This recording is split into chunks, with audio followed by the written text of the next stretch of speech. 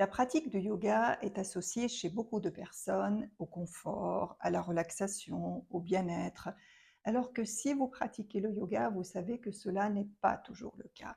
Lorsque nous pratiquons, nous passons forcément par des moments où on ressent de l'inconfort, on ressent de la gêne. Ça peut des fois nous questionner, ça peut même parfois nous décourager si on n'en comprend pas le sens. Et donc, l'inconfort dans le yoga a plusieurs messages à nous donner.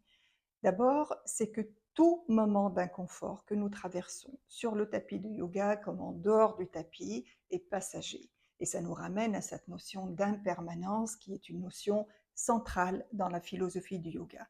Tous les moments d'inconfort sont passagers et sont porteurs d'enseignements bénéfiques sur le plan physique, sur le plan mental et sur le plan émotionnel.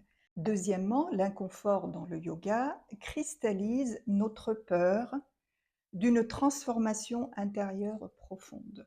Vous savez que la pratique de yoga est une pratique de transformation à tous les niveaux, au niveau physique, au niveau mental, au niveau émotionnel. Donc cette sensation d'inconfort nous met face à nos peurs, nous met face à nos pensées, nous met face à nos doutes et nous permet de mieux les comprendre pour mieux les dépasser et mieux avancer sur le chemin de notre vie. Troisièmement, l'inconfort dans le yoga permet de nous confronter à nos limites, de nous sortir de notre zone de confort pour découvrir de nouveaux horizons, de nouvelles possibilités et surtout expérimenter la force qui est à l'intérieur de nous, que souvent on néglige et on oublie.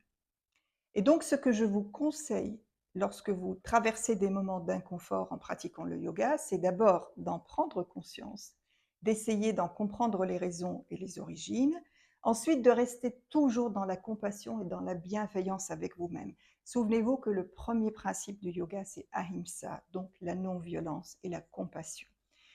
Et le dernier conseil, c'est d'avoir une pratique régulière, comme dans tout dans la vie. Plus on pratique, plus on arrive à surmonter ces difficultés, plus on arrive à mieux nous comprendre physiquement, mentalement, émotionnellement, et plus on arrive à progresser dans la pratique du yoga.